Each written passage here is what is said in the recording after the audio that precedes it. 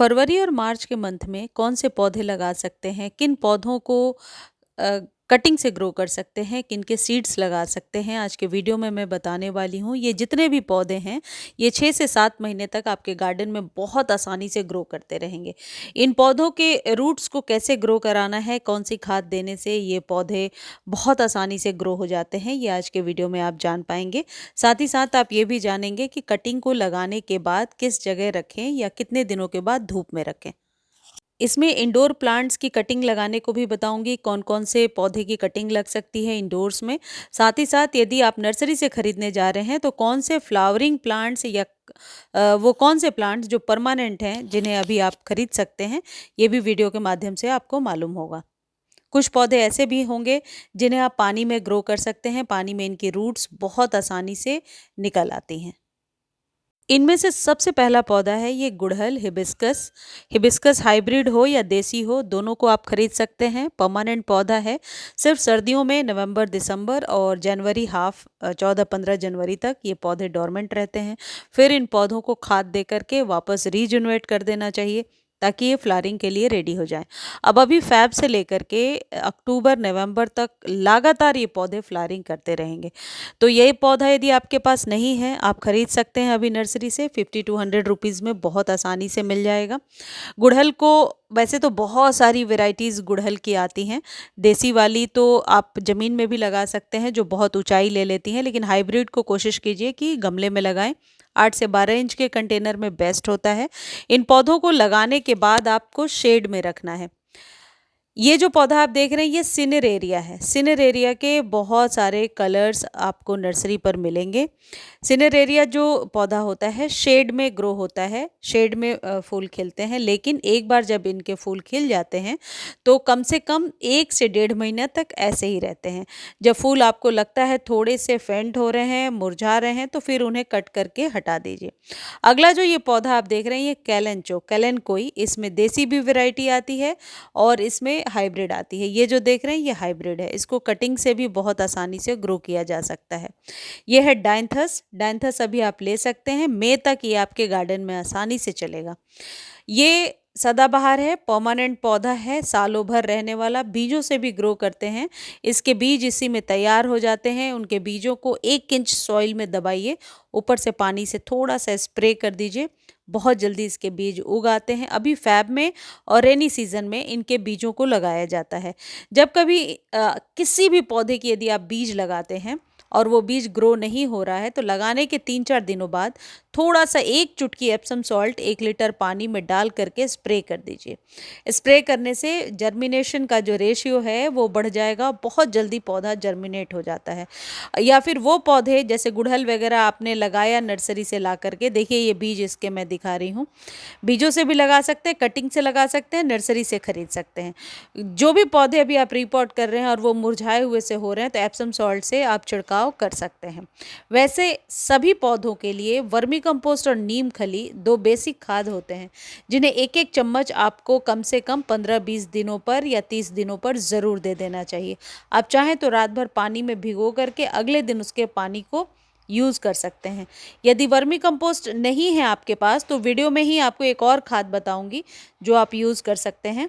ये अगला पौधा है मुसेंडा। मुसेंडा को वैसे तो बहुत सारी कलर वैरायटीज़ हैं नर्सरी पर और इसके पत्ते भी देखने में बहुत ही खूबसूरत लगते हैं। परमानेंट पौधा है, इसे अभी आप लगा सकते हैं गमले में बहुत आसानी से। 8 से 10 इंच के कंटेनर में ये ग्रो होता है। तपती गर्मी में भी इसके पौधे देखने में बहुत ही खूबसूरत लगते हैं क्योंकि इसकी पत्तियाँ भी मोटी और मखमली सी होती हैं जो काफ़ी खूबसूरत लगती हैं। अगला जो पौधा है जो अप्रैल मई तक आपके गार्डन में चलता रहेगा ये है क्राइसेंथेमम यानी गुलदाउदी। क्राइसेंथेमम की कटिंग अभी आप लगा सकते हैं, अपने ही किसी पौधे से कट करके कटिंग को ग्रो कर सकते हैं। इसके फूल जब एक बार खिल जाते हैं तो 2 से ढाई महीने तक ऐसे ही रहते हैं। 2-ढाई महीने के बाद या फिर जब आपको ऐसा लगता है कि फूल थोड़े फेंट हो रहे हैं या फिर डल से लग रहे हैं तो उन्हें आप कट कर दीजिए और अपनी ही पौधे की कटिंग को अभी आप ग्रो कर लीजिए। ये मई जून तक आसानी से फ्लावरिंग करते रहेंगे। अगला पौधा है रोज़। रोज़ की किसी भी वैरायटी को लगाइए। ये बटन रोज़ है, मिनिएचर है यानी वैरायटी। मई जून में भी बहुत अच्छी फ्लावरिंग करती है, तो रोज़ को अभी लगा सकते हैं। ये है गजानिया। गजानिया में मई तक फ्लावरिंग होती रहेगी। गजानिया के बहुत सारे कलर्स आपको नर्सरी पर मिलेंगे। वैसे तो 20 टू 30 रुपीज़ में नर्सरी पर अवेलेबल है। और यदि आपने पहले भी लिया था इस पौधे को और पौधा घना है, तो रूट डिवीज़न से अलग करके दूसरा जो है दूसरी पौध तैयार कर सकते हैं। इसमें नीचे से इस तरीके से न्यू बल्ब्स निकलती रहती हैं। इस पौधे को चौड़े मुंह वाले कंटेनर में आप लगाइए और खाद ज़रूर दीजिए। इन पौधों को हर एक 15 दिन पे फर्टिलाइज करना होता है। वर्मी कंपोस्ट दीजिए या मस्टर्ड केक फर्टिलाइज़र भी आप दे सकते हैं।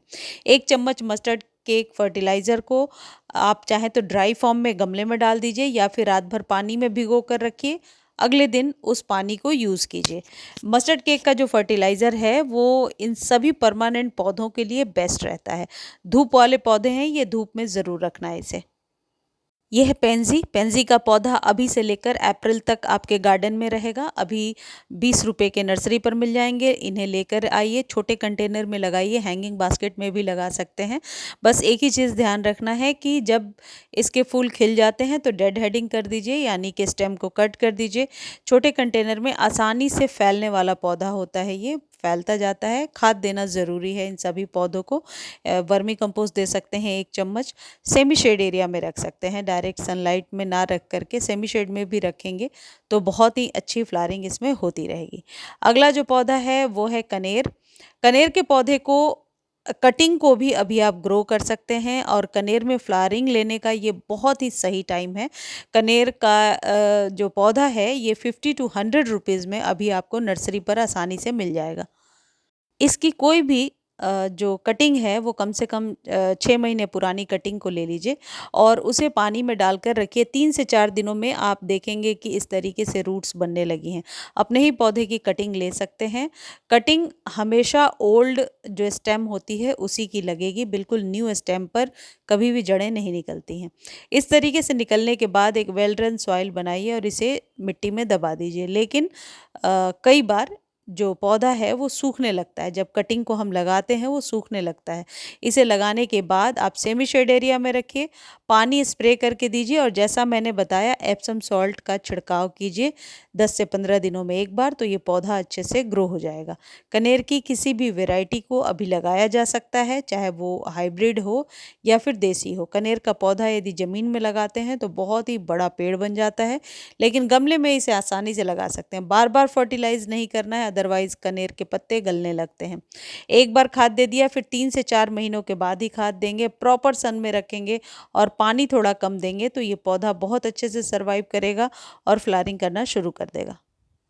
अगला पौधा है अपराजिता। अपराजिता के 2-3 कलर्स नर्सरी पर मिलेंगे आपको और यदि अपराजिता के सीड्स ग्रो करना चाहते हैं तो बिल्कुल सही टाइम है, आप सीड से ग्रो कर सकते हैं। अपराजिता की कटिंग भी लग जाती है लेकिन फिर फ्लावरिंग लेने में बहुत टाइम लगता है। ये है हरश्रृंगार, जिसे पारिजात भी कहते हैं। पारिजात के पौधे को गमले में भी आसानी से लगाया जा सकता है।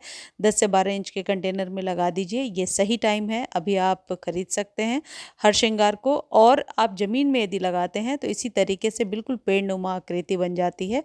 इन पौधों को ईजिली आप गमले में ट्रेलिस की सहायता से ट्रेलिस बांधकर उगा सकते हैं। अपराजिता के सीड्स यदि आप लगा रहे हैं, सीड्स को 1 इंच सॉइल में दबाना है, ऊपर से पानी का छिड़काव करना है, फिर सेमी शेड में रखना है। 4 से 5 दिनों में सीड्स जो है वो ग्रो होने लगेगा। अगला जो पौधा है ये है मारीगोल्ड।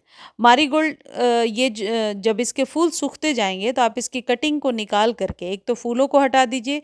इसके फूल ही बीज होते हैं, आप चाहें तो उसे कलेक्ट करके रख सकते हैं या अपने ही पौधे में नीचे बिछा सकते हैं ताकि बहुत जल्दी जर्मिनेट हो जाए।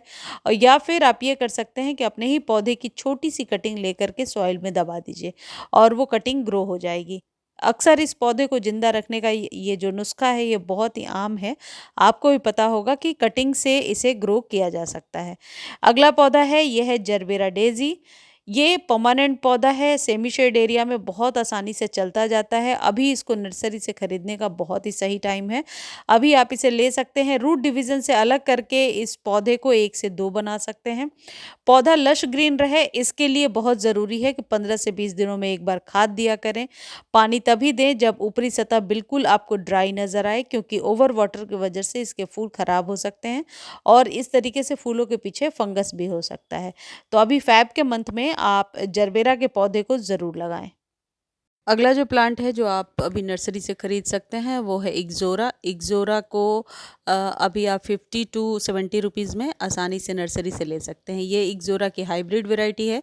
इसमें जो देसी वैरायटी आती है उसे आप ज़मीन में भी ग्रो कर सकते हैं, लेकिन इसके लिए 8 से 10 इंच का कंटेनर बेस्ट होता है। जरबेरा के पौधे के लिए एक चीज़ ध्यान रखना चाहिए कि इसकी मिट्टी हमेशा मॉइस्ट रहे। यदि मिट्टी बहुत ज़्यादा ड्राई हो जाएगी तो 1 या 2 दिनों में ही ये पौधा सूखने लगता है।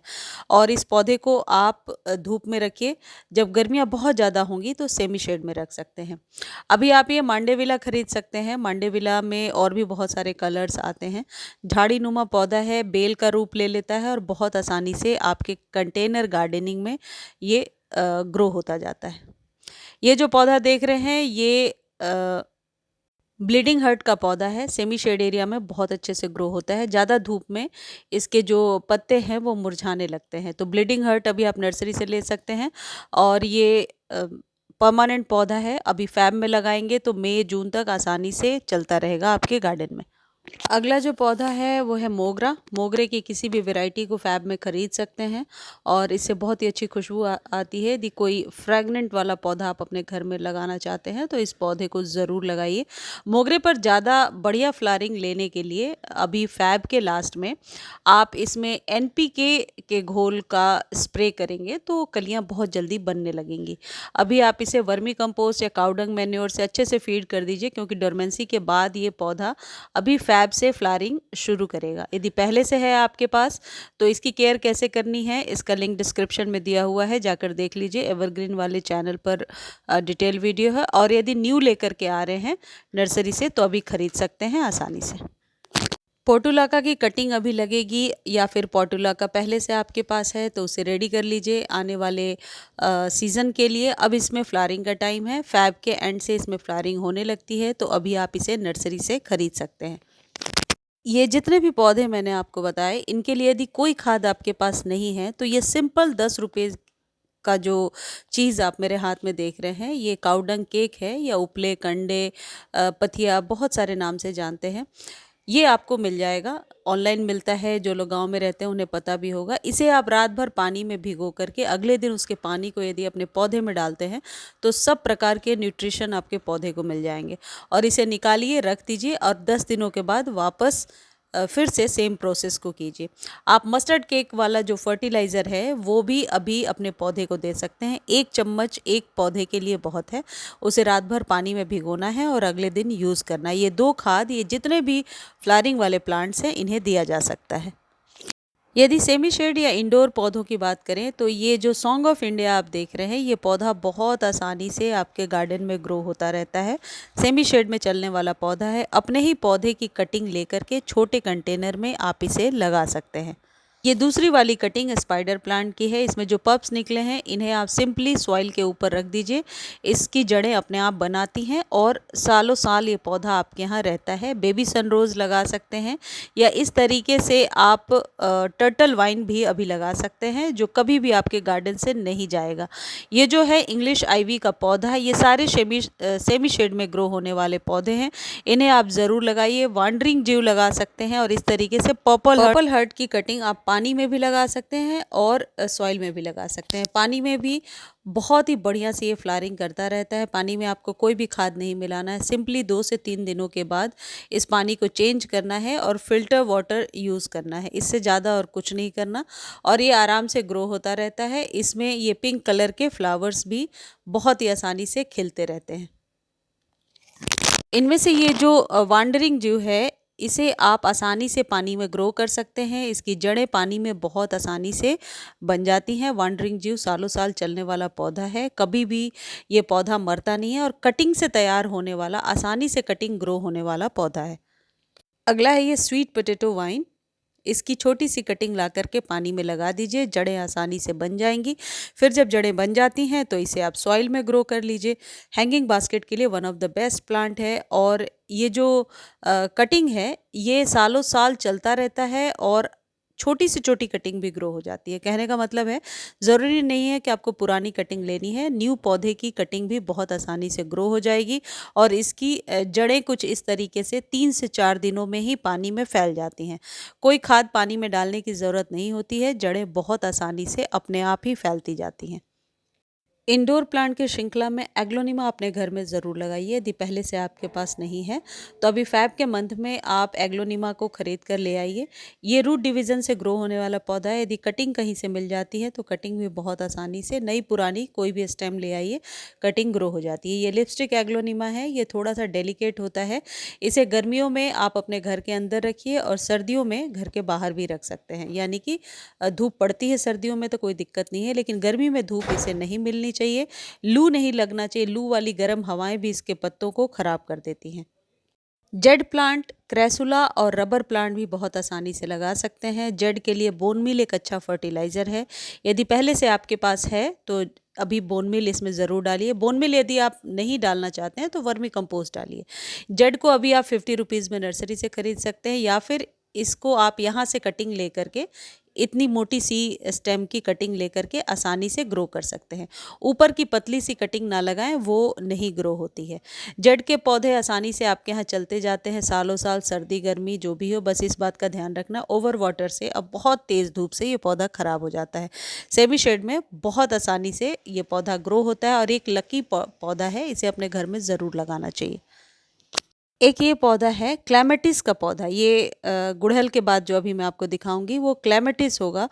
बहुत ही अच्छी खुशबू आती है। उस पौधे को अपने घर में ज़रूर लगाइए। मैं आपको ज़रूर रेकमेंड करूंगी कि क्लैमेटिस एक बेलों वाला पौधा है जिसे अपने घर में ज़रूर लगाना चाहिए। देखिए कुछ इस तरीके से बहुत ही सुंदर लगता है, आपके गार्डन में हरियाली को ऐड करेगा और साथ ही साथ इसमें भीनी भीनी खुशबू आती रहती है। तो अब आप इस पौधे को अपने घर में लगा सकते हैं अभी खरीद करके गमले में आसानी से। मनी प्लांट पोथोस की किसी भी वैरायटी को लगाइए, एयर प्योरीफाइंग प्लांट है। ये ब्राज़ीलियन मनी प्लांट है। ऐसे ही गोल्डन मनी प्लांट भी कुछ इस तरीके का ही दिखता है, गोल्डन पोथोस। तो मनी प्लांट की किसी भी वैरायटी की कटिंग लगा सकते हैं, पानी में ग्रो कर सकते हैं और सॉइल में भी लगा सकते हैं। इस वीडियो को आप फेसबुक पर भी देख सकते हैं। फेसबुक पर देखने का लिंक डिस्क्रिप्शन में है, एक बार जा कर के आप फॉलो ज़रूर कर दीजिए। और हाँ, सब्सक्राइब ज़रूर कीजिए, क्योंकि व्यूज़ तो सही रहती हैं लेकिन सब्सक्राइब कम लोग कर रहे हैं। तो किसी भी खाद को खरीदने का लिंक डिस्क्रिप्शन में दिया हुआ है। यदि लिंक कॉपी नहीं कर पा रहे हैं तो आप टेक्स्ट कर सकते हैं मुझे।